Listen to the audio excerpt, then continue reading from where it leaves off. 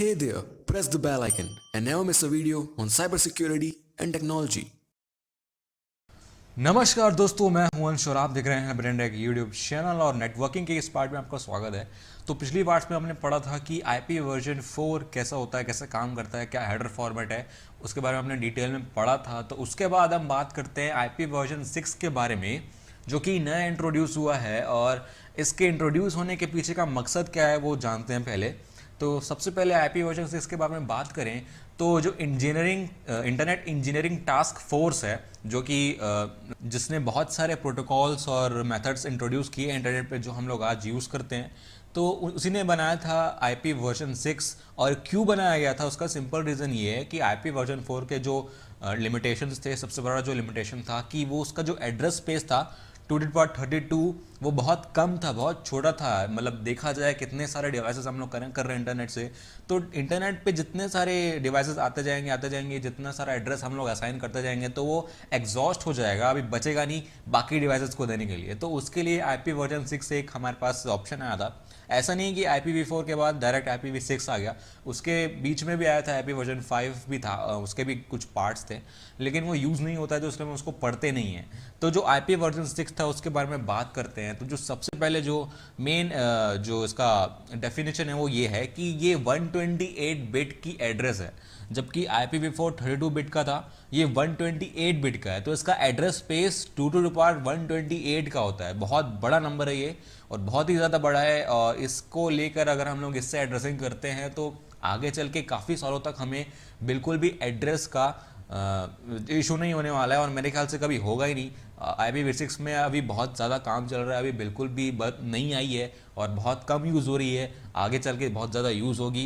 तो अभी के लिए फ़िलहाल यही स्टैंडर्ड यूज़ हो रहा है, मोबाइल डिवाइसेस के लिए सबसे ज़्यादा यूज़ होता है। और 8 ग्रुप्स होते हैं, जो हम लोग IPv4 में ऑक्टेट्स बोलते थे, उसको हम यहाँ पर ग्रुप्स बोलेंगे। 8 ग्रुप्स होते हैं और हर ग्रुप में 16 बिट का नंबर होता है, मतलब 2 बाइट्स का। तो आगे चल के बात करें तो थोड़ा डिटेल में जाते हैं कि IPv6 रिप्रेजेंट कैसे होती है। अब यहाँ पर 3 एड्रेसिंग मेथड्स होते हैं, यूनिकास्ट, मल्टीकास्ट और एनीकास्ट। इसके बारे में बात करेंगे आगे चल के। पहले ये बात करते हैं कि इसका फॉर्मेट क्या होता है। तो आईपी वर्जन 6 कुछ ऐसा दिखता है। 8 ग्रुप्स होते हैं जैसे मैंने बताया, उसमें हर ग्रुप में 16 बिट की रिप्रेजेंटेशन होती है, मतलब 2 बाइट्स। तो 4 यहाँ पर कैरेक्टर आपको दिख रहे होंगे, तो 4 जो दिख रहे हैं वो 4 बिट में रिप्रेजेंट होते हैं, हर एक कैरेक्टर 4 बिट में रिप्रेजेंट होता है। तो अगर एक ग्रुप में 4 कैरेक्टर है तो 4 into 4 मतलब 16 बिट होता है एक ग्रुप का। और ऐसे करके 8 ग्रुप्स है, तो 16 into 8 इक्वल टू 128 बिट का टोटल यहाँ पर हमारे पास लेंथ होता है।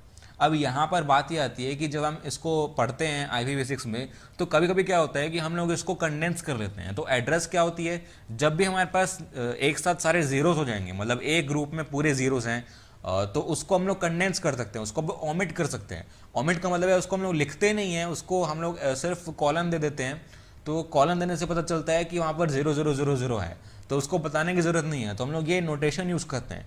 तो जितने भी जीरो होंगे उनको सबको हम एडिट कर सकते हैं, मतलब ओमिट कर सकते हैं, और फिर उसको हम लोग सिर्फ कॉलन से रिप्रेजेंट कर सकते हैं। मतलब उसके बाद जो भी है उस सब में ज़ीरो है, तो जो भी बचा है इस 4 ग्रुप्स के बाद जितना भी बचा है उस सब के बाद में 0 है, तो हम लोग सब कुछ 0 से भर देंगे। तो ऐसे करके हम लोग ओमिट कर सकते हैं, कंडेंस कर सकते हैं। तो ऐसा कुछ फॉर्मेट होता है। और अगर आपको पता करना है कि आपका IPv6 एड्रेस क्या है, तो आप इंटरनेट पर सर्च कर सकते हो या IP ट्रैक कर सकते हो। IPv6 IPv4 दोनों होगा मेरे ख्याल से आपके पास। अभी मोबाइल पे यूज़ होता है मोस्टली, तो मोबाइल पे ही दिखेगा आपको, और सेलुलर नेटवर्क में ज़्यादा दिखता है।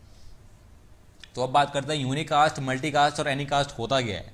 तो जो पहले था IPv4 के केस में, वो यूनिकास्ट, मल्टीकास्ट और ब्रॉडकास्ट यूज होता था। तो यूनिकास्ट का मतलब क्या होता है? यूनिकास्ट मतलब सिंपल, जो आप सोर्स टू डेस्टिनेशन डिलीवरी करते हो, मतलब मैंने सोर्स में एक पैकेट जनरेट किया है, उसमें मैं डेस्टिनेशन एड्रेस डालता हूँ किसी डिवाइस की IP एड्रेस को, तो वो जो पैकेट है वो डायरेक्टली राउट होके उस डिवाइस तक पहुंच जाएगा, इंटरमीडिएट राउटर से राउट होके डेस्टिनेशन तक पहुंच जाएगा। तो ये यूनिकास्ट पैकेट होता है, मतलब जो डेस्टिनेशन होता है वो सिंगल होता है, एक ही इंटरफेस पे जो एड्रेस है वो फॉरवर्ड होती है। और जो मल्टीकास्ट होता है, अब मल्टीकास्ट मतलब मुझे एक साथ बहुत सारे होस्ट पे पैकेट फॉरवर्ड करना है, मतलब भेजना है एक साथ बहुत सारे होस्ट पे। अब यहाँ पर यूनिकास्ट और मल्टीकास्ट में डिफरेंस ये है कि यूनिकास्ट में सिर्फ एक डेस्टिनेशन होता है, मल्टीकास्ट में मल्टीपल डेस्टिनेशंस होती है। अब मल्टीपल कैसे होती हैं? मेरे पास एक स्पेशल एड्रेस होती है अपने पैकेट में, कि मैं अपने पैकेट में ये बताता हूँ कि इस पैकेट को इतने नंबर ऑफ होस्ट को भेजना है। तो जो इंटरमीडिएट राउटर्स होते हैं वो कॉपीज बनाते जाते हैं उस पैकेट की, depending upon the interface they are connected. मतलब जितने इंटरफेस होंगे, अगर उन इंटरफेसेस पे मेरा पैकेट अगर जाना चाहता है तो सारे इंटरफेसेस पे राउटर उसको कॉपी कर लेगा, मतलब डुप्लीकेट कर लेगा पैकेट्स को। तो मैं पैकेट तो सिंगल भेजता हूँ, लेकिन जो इंटरमीडिएट राउटर्स होते हैं वो उसको डुप्लीकेट कर देते हैं उन इंटरफेसेस पे जहाँ पर मेरे पैकेट को जाना है।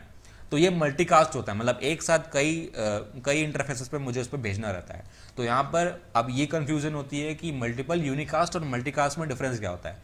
मल्टीपल यूनिकास्ट में क्या होता है कि मैं जितने सारे डिवाइसेस में मुझे भेजना है मैं उतने नंबर ऑफ पैकेट्स क्रिएट करता हूँ, तो वो मल्टीपल यूनिकास्ट होता है, मतलब मल्टीपल जगह पे मैं यूनिकास्ट कर देता हूँ उसको। लेकिन मल्टीकास्ट का मतलब ये होता है कि मैं पैकेट एक बना रहा हूँ, लेकिन जो इंटरमीडिएट राउटर्स हैं वो उसको डुप्लीकेट कर रहे हैं डिपेंडिंग अपॉन द इंटरफेस। तो ये डिफरेंस होता है मल्टीकास्ट और यूनिकास्ट में। अब एनीकास्ट एक नया कॉन्सेप्ट आया है आईपी वर्जन 6 के केस में, जो IPv4 में नहीं था। अब इसमें क्या होता है, ये भी सिमिलर है, ये मल्टीकास्ट जैसा ही है, लेकिन इसमें क्या होता है कि मैं सारे मल्टीकास्ट इंटरफेसेस पे उसको नहीं भेजता हूँ। मैं सिर्फ एक नियरेस्ट, मतलब जो राउटिंग टेबल में मेरी इंफॉर्मेशन होगी, नियरेस्ट जो इंटरफेस है उस पर भेजता हूँ। सारे इंटरफेस में मैं नहीं भेजूंगा, जो नियरेस्ट इंटरफेस है मेरा मल्टीकास्ट डोमेन में उसको मैं पैकेट भेजूंगा। अब अपडेट हो जाएगा मेरा राउटिंग टेबल, सारे राउटिंग टेबल्स को मैं अपडेट कर लूंगा, मतलब मैं ये पता करूंगा कि नियरेस्ट वाला जो इंटरफेस है वो कौन सा है, तो मैं उस पर भेज दूंगा, मैं सारे पे नहीं भेजूंगा। तो डिफरेंस यही है कि मल्टीकास्ट में मैं सारे पे भेजता हूँ, एनीकास्ट में मैं नियरेस्ट वाले इंटरफेस पे भेजता हूँ, लेकिन एड्रेस मेरी मल्टीकास्ट होती है। तो ये बात अगर नोट करने वाली एक और बात है यहाँ पर कि ब्रॉडकास्ट अवेलेबल नहीं है आपके पास IPv6 में, एनीकास्ट, मल्टीकास्ट और यूनिकास्ट है। अब इन तीनों को समझने के लिए आप एक डायग्राम ले सकते हो कि यूनिकास्ट में जैसे मैंने बताया था कि सिर्फ एक डेस्टिनेशन होता है, तो वो सिंपल सा है, रेड वाला जो आपको दिख रहा है वो सेंडर है और जो ग्रीन वाला रिसीवर है। तो रेड वाले से ग्रीन वाले पे मैं यूनिकास्ट कर रहा हूँ पैकेट को, सिंपल सा। अब मल्टीकास्ट में क्या होता है कि जो सेंडर है वो तो सिंगल भेज रहा है पैकेट, लेकिन जो इंटरमीडिएट राउटर है वो उसको डिस्ट्रीब्यूट कर दे रहा है मल्टीपल एड्रेसेस पे। तो ग्रीन वाले जो हैं वो सारे रिसीवर्स हैं, तो एक साथ सबको रिसीव होगा साइमल्टेनियसली, तो ये मल्टीकास्ट होता है। अब ब्रॉडकास्ट में वही चीज़ है कि ये जो येलो आपको दिख रहे हैं इन सब में भी चले जाएगा, तो सारे के सारे इंटरफेस पे जाता है ब्रॉडकास्ट के केस में।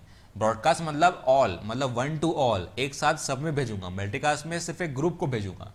और ये होता है नया जो आया है अभी एनीकास्ट एड्रेस। अब एनीकास्ट में मैंने बताया कि मल्टीकास्ट एड्रेस ही होता है, लेकिन बीच में राउटर क्या करता है, वो नियरेस्ट हॉप को फाइंड करता है।